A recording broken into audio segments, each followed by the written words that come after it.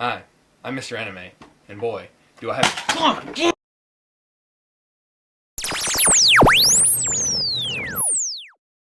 So today we're reviewing Gundam, the 8th MS team, and I had planned to do this, and I had talked about this, so we're gonna do this right now. Now first, I would like to address a problem with the show, and it's a problem that y'all are just gonna go crazy over. The director, Takayuki Kanda, made an error while going over his editor's shoulder and looking at his work. Here's the problem. There's a lot of parts in the show when people do something like this to another person. Hey, what's up, man? You know, right? But here's what it sounds like. Hey, what's up, man? There's no shoulder impact. There's a lot of times where it's like, and you don't hear, you hear, seriously? Really? I have to talk about this thing fucking first? But I guess that's fine, right? Well, I'm gonna call up Takayuki Kanda and ask him about this personally. Hey, Mr. Takayuki? Yeah, this is Mr. Anime. Fuck you! Now, the 8th MS team takes place in the year 0079, in the 1 Year's War, and in Southeast Asia. That's for all you Gundam guys, so you can't say, Mr. Anime, you didn't talk about Gundam history. You didn't talk about Gundam history. I don't fucking care about Gundam history, but I gave a little bit, just for fun. Now, Shiro Armada is the lead here. He's a Federation soldier, and he's a commander, and he's ready to kick some ass. But the rest of his team doesn't really think so, and that is thrown in the air all throughout the series. Now, while he is coming to Earth to fight on the ground in Southeast Asia in the jungles, a lot of guerrilla fighting here, and it looks pretty damn impressive, and it is realistic, but I'll get to that in a second. He's coming down to Earth, zoom, coming through space, and he ends up getting into a fight with a Zeon, or Zaku, whatever they call him, a Zeon soldier. And what happens? Well, both crew members get entangled at each other in the massive metal fight in space, in the horrifying collision, and they each get out in space, in their spacesuits, and they start fighting in the air, and then they meet each other, and it turns out to be him, Shiro, and a girl named Aina, which is a Zaku soldier, just like I said. So, they meet in space, and bam, they like each other, and actually in the end of the series, I can't say. Ginius. Does that name ring a bell to anyone that's seen the show? Well, Ginius is Aina's brother, and it just so happens that he's the commander of the Xenon forces.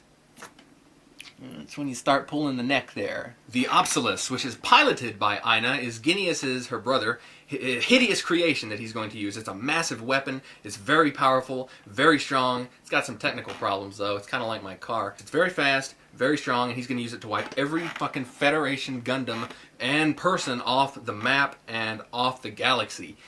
And if he succeeds with his prototype, he'll do it. And sadly in this show, Aina kind of plays as Ginius's puppet. She's kind of being told what to do by him, and he expects her to pilot this prototype ship for him, and she kind of feels forced into doing it. That hurts me, because she comes across as a very sweet girl on screen. I would say on camera, but she's not really on camera. But she is on camera. Now, while Shiro's a good hero, Michael and Terry, which are other crew members, are not good. They are very, very annoying. They're so annoying that it really upsets the show for me. Terry is a little bitch, and he wouldn't realistically be there. And Michael? Hell no. Now, some other crew members, Chief Karen and Kojima, I don't know what to say.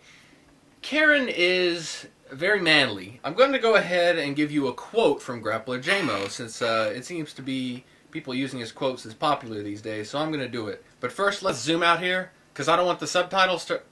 Okay, we're zoomed out.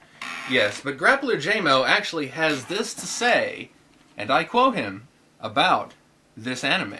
It's not just a great Gundam series, but a great anime overall. That's what he said. I agree, Grappler JMO. It is not just a good Gundam series. I've seen a few, but I like this.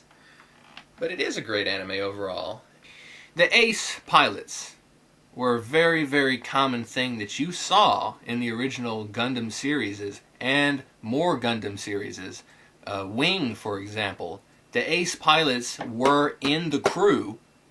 The main characters were ace pilots. In this show, they're not ace pilots. There's only one fucking ace pilot in the show. Maybe two. Aina is a pretty damn good. Shiro he's all right, but there's not ace pilots in here. This is realistic as hell. I mean, there's parts where they're trying to fly missions and they get turned around by the weather because the cold front is blowing too hard.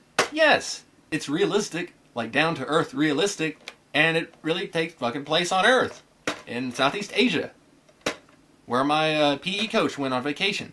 No, I don't think there's anything wrong with having a full crew of ace pilots. I just think it's really fucking cool and fresh to see such a group as these people operate as. So in conclusion, aside from the fact that I think everything on this anime is basically on target and Grappler JMO got it right, I am going to have to award Gundam, the 8th MS Mobile Suit Team, or whatever you want to call it, an acceptable 8 out of 10.